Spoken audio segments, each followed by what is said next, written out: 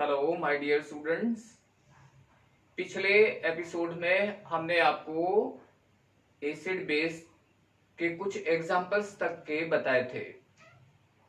पिछले वीडियो में आपने देखा था ना, एसिड बेस को डिफाइन किया था हमने, कैसे उनको पहचानते हैं, अलग अलग इंडिकेटर्स के फॉर्म में आपको बताया था। दूसरा, एसिड को डिफाइन कैसे किया गया, किस कंसेप्ट्स के थ्रू आपने एसिड और बेस की पहचान की, उनके एग्जाम्पल्स आपने देखे थे। आज के एपिसोड में हम लोग पीएच स्केल के बारे में बात करेंगे। थोड़ा सा इंट्रोडक्शन है आपके पीएच स्केल का, पर हम थोड़ा सा आपको इलैबोरेट करके भी सिखाएंगे इसमें। तो स्टार्ट करते हैं हम लोग पीएच स्केल।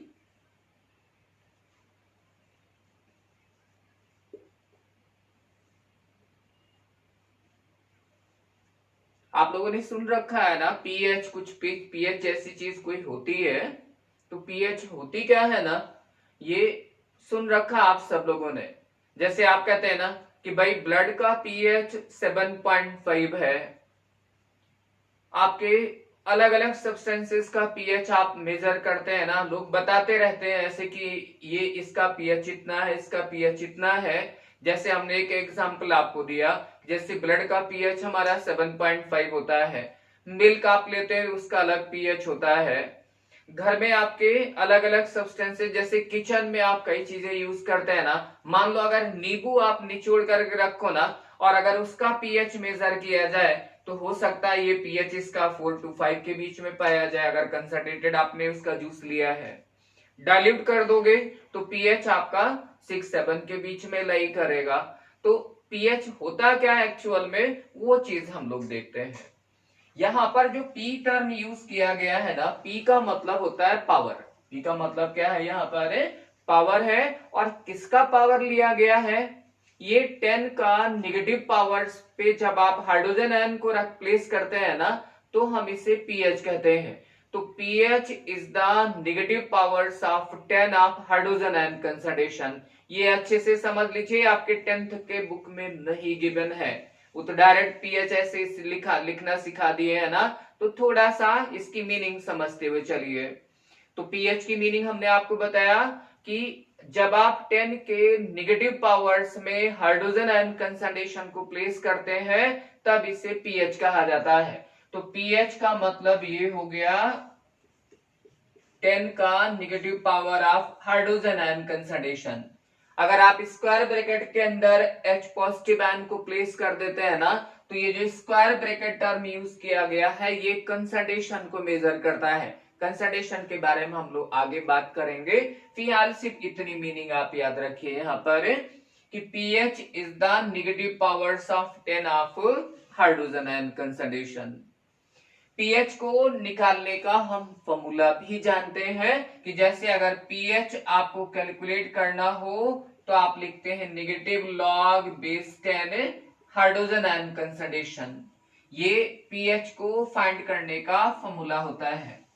इसी तरह से एक और बात होती है, जैसे पीओएच अगर आपको पता करना हो, पीओएच, तो पीओएच का मतलब होता है negative powers of 10 of hydroxyl ion concentration. और आप पीओएच अगर फाइंड करना चाहते हैं तो आप लिखते हैं negative log base 10 OH ion concentration.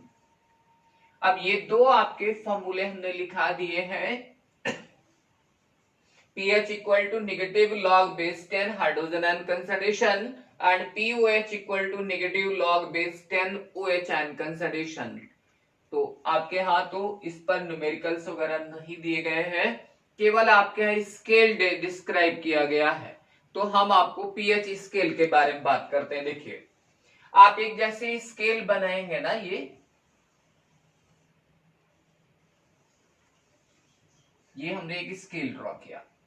अब यहां पर बीच में हम एक पॉइंट मान ले रहे हैं, ये जहां पर पीएच हमने लिख दिया है 7।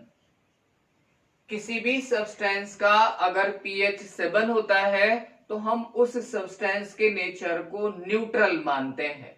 ये हमारा एक स्केल है कि अगर किसी सब्सटेंस का पीएच 7 है तो आप कह देते वो सब्सटेंस हमारा न्यूट्रल है। जैसे वाटर का पीएच हम लोग लेते हैं ना, तो वाटर का पीएच हमेशा 7 अज्यूम किया जाता है, तो वाटर किस नेचर का हो गया, वो हमारा न्यूट्रल हो गया। पर मान लो अगर वाटर में कार्बन डाइऑक्साइड डिसॉल्व हो, अगर कार्बन डाइऑक्साइड डिसॉल्व कर दिया जाए ना, तो ये पीएच थोड़ा सा वेरी कर जाएगा, या उसमें मान लो अगर NaOH वगैरह अगर डाल देते हैं ना, हाइड्रोक्सिल आयन कंसंट्रेशन अगर बढ़ा देते हैं, तो पीएच दूसरी तरफ वेरी कर जाएगा। तो अब पीएच स्केल की एक लिमिट होती है, पीएच स्केल की हमारी एक लिमिट है, और ये लिमिट स्टार्ट होती है 1 से स्टार्ट होती है और 14 तक जाती है। कहां तक जाएगी? 14 तक जाएगी। अब जैसे आप इधर आते हैं ना, कि अगर पीएच स्केल आप इधर की तरफ बढ़ते हो, इधर एरो अगर बना दिया जाए और एक एरो आप इस साइड बना दो, ये इस तरह से आप लीजिए,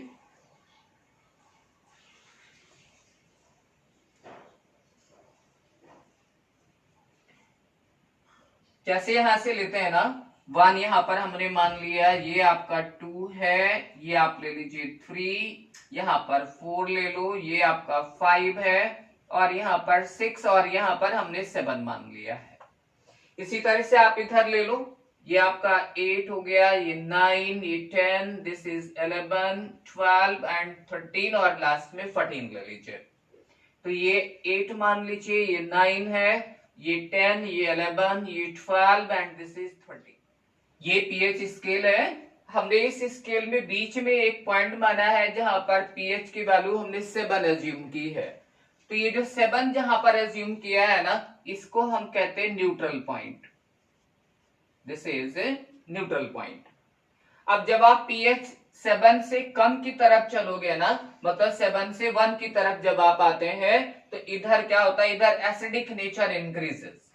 इधर क्या बढ़ेगा, इधर एसिडिक स्ट्रेंथ इंक्रीजेस। ये इंक्रीज का साइन हमने बना दिया है कि जब आपका पीएच 7 से इस तरफ बढ़ेंगे, मतलब अगर 6, 7 आपका 6 है, 5 है, 4 है, 3, 2, 1 है ना, तो 1 वाला सबसे ज्यादा एसिडिक होगा, 6 वाला आपका सबसे कम एसिडिक माना जाएगा। और जब आप इधर बढ़ेंगे ना, यानी 8, 9, 10, 11, 12, 13, 14 की तरफ, जैसे इस तरफ चलते हैं ना, तो इधर हो जाएगा basic nature increases. Basic nature और बेसिक स्ट्रेंथ इंक्रीजेस। स्ट्रेंथ लिख लो, ज्यादा बेटर होगा। Basic strength increases. फिर से बोल दे रहे हैं आपको कि if pH is less than 7, अगर हम बात करें कि pH is less than 7, if pH is less than 7, तो आप कहते हैं कि आपका जो सॉल्यूशन है वो हमारा एसिडिक है। क्या है? एसिडिक है। इसी तरह से अगर आपका pH कह दिया जाए मोर देन 7 है, pH इज मोर देन 7, तब आप कह देते ये सॉल्यूशन हमारा बेसिक नेचर का है। तो बहुत ज्यादा डिटेल में आपको नहीं जाना है, केवल एक छोटा सा स्केल आपको लर्न कर लेना है कि यहाँ पर अगर आपका pH की वैल्यू 7 से कम है तो सॉल्यूशन आपका एसिडिक माना जाएगा, और अगर pH की वैल्यू 7 से ज्यादा है, मोर देन 7 है, तो आप बेसिक नेचर का मानते हैं। अगर आपका pH 1 to 3 तो हाईली एसिडिक आप कंसीडर करते हैं। इट मींस 1 से 3 तक के जो आपका सॉल्यूशन होगा वो हाईली एसिडिक स्ट्रेंथ में माना जाएगा। अब जरा कुछ कॉमन एग्जांपल पर आ जाते हैं हम लोग, ठीक है। कॉमन एग्जांपल पर जैसे मान लो जो आपके पेट में जो गैस्ट्रिक जूस सीक्रेट होता है ना, भाई आपको पता जैसे आपको भूख लगती है, खाना खाने से पहले आपके पेट में HCl का सिक्रेशन होता है। अब उस HCl का अगर pH मेजर किया जाए ना, अरे तो it is highly concentrated acid.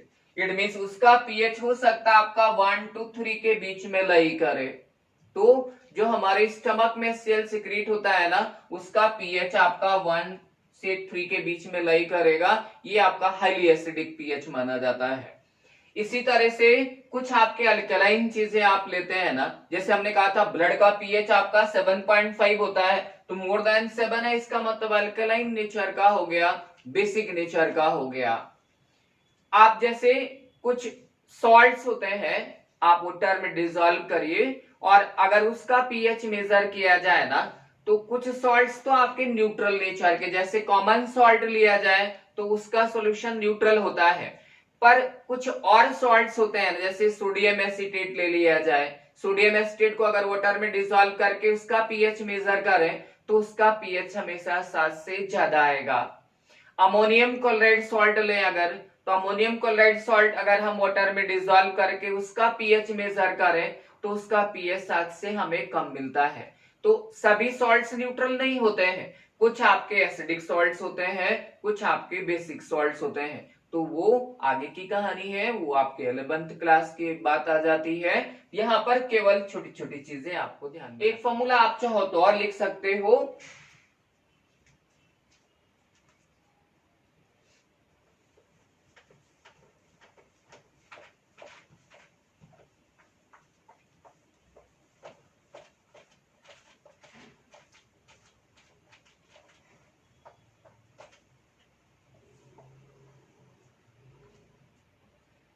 अगर हम यहाँ पे pH और प्लस POH कर दें तो ये वैल्यू होती है pKw के बराबर, और इसकी वैल्यू माना जाता है 14। तो pH plus POH equal to pKw, और ये इसकी वैल्यू हमेशा रहती 14। तो समटाइम्स आप सिर्फ इतना लिख लो, pH plus POH equal to 14।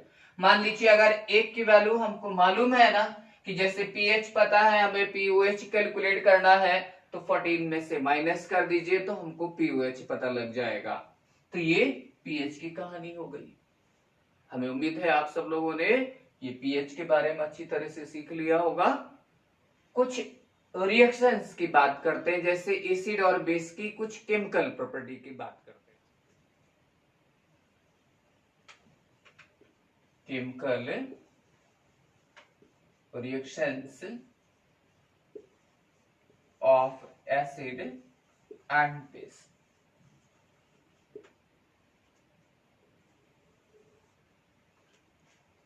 First हम लोग लेते हैं एक्शन विद मेटल्स। बहुत ज्यादा रिएक्शंस आपके यहां नहीं दी गई हैं, कुछ ही रिएक्शंस गिवन है, जैसे मेटल के साथ लिया जाए। तो अब एक्शन विद मेटल्स, और ये हम देख रहे हैं एसिड को लेकर के, एसिड को लेकर के देख रहे हैं। तो जैसे मान लो आपने लिया है यहां पर मेटल और प्लस एसिड, तो जब भी आप किसी मेटल को एसिड में डालते हैं ना, तो यहां पर ये इसके साथ जब रिएक्ट करेगा तो रिएक्ट करने के बाद ये बनाता है सॉल्ट, और प्लस यहां से जो गैस रिलीज होती है वो आपकी H2 गैस होगी। पर एक बात आपको बताएं, यहां पर बड़ी इंटरेस्टिंग चीज है, हमारे पास कुछ ऐसे भी मेटल हैं जिनको एसिड में डालने पर कोई रिएक्शन होता ही नहीं है। क्या आप जानते हैं इन मेटल के बारे में? इनमें आपका सबसे कॉमन मेटल जो है ना, कॉपर सिल्वर गोल्ड, जिनको आप नोबल मेटल्स कहते हैं। जैसे ज्वेलरी होती है ना आपकी, कॉपर सिल्वर गोल्ड की बनी हुई ज्वेलरीज होती हैं, इन पर एसिड का कोई इफेक्ट नहीं होता है। अब आप कहोगे आपको कैसे पता कि इन पर इफेक्ट नहीं होता है? तो आपके घर में हार्पिक मौजूद है, मतलब आपके जो टॉयलेट क्लीनर है ना, अगर आप ज्वेलरी कोई भी आप उसमें डाल के देखोगे उस पर कोई इफेक्ट नहीं पड़ेगा, केवल डर्ट साफ हो जाएगा। बाकी उस आप सोचो कि मेटल से कोई रिएक्शन हो जाए, मेटल के साथ कोई रिएक्शन नहीं होती है। ये थोड़ी एडवांस चीजें यहाँ पर आती हैं, तो वो आपके सिलेबस में यहाँ नहीं है, ये जब आप हायर क्लास में आएंगे तब आपको सिखाया जाएगा। एक्टिविटी किसी मेटल की एसिड के अगेंस्ट या बेस के अगेंस्ट, ये चीजें तय की जाती हैं एक्टिविटी सीरीज के बेसिस पर। और एक्टिविटी सीरीज में कुछ मेटल का पोजीशन ऊपर होता है, कुछ मेटल का पोजीशन नीचे होता है। तो मान लो कि जैसे ये आपका एक्टिविटी सीरीज हमने ऐसे बना दिया, बीच में ये हाइड्रोजन रख दिया है, कुछ मेटल इसके ऊपर है, कुछ मेटल आपके क्या है नीचे है। तो जो कॉपर सिल्वर गोल्ड है ना, वो एक्टिविटी सीरीज में हाइड्रोजन के नीचे रखे गए हैं। और ढेर सारे मेटल्स हैं, आपके सेवरल मेटल्स हैं जो कि एक्टिविटी सीरीज में हाइड्रोजन से ऊपर रखे गए हैं। And those metals which are senior in position are placed above the hydrogen, they can displace hydrogen from acid, alkali and water। ये पॉइंट आप चाहो तो लिख लीजिए, हाँ नोट करिए यहाँ पर। those metals which are placed above the hydrogen can displace hydrogen from acid, alkali and water, but those metals which are below the hydrogen cannot। पर ये एक्टिविटी सीरीज अभी हम आपको यहां नहीं सिखा रहे हैं क्योंकि आपको बोर्ड से मतलब नहीं है, केवल हमें बस ये पॉइंट थोड़ा सा ध्यान में रखना है। अब जैसे हमने फॉर एग्जांपल आपको दिया ना, आपने जैसे लिया ट्वाइस Na, ये सोडियम मेटल हमने लिया और सोडियम मेटल को हमने यहाँ वाटर में डिप कर दिया। सोडियम मेटल को अगर वाटर में डाल दिया जाए ना, तो आपको पता है कि ये जो आपका अल्कली मेटल्स होते हैं, sodium, potassium, rubidium, caesium, francium, आप लोगों ने पर टेबल पढ़ा होगा। तो जो अल्कली मेटल्स हैं and alkaline earth metals, they are highly reactive metals.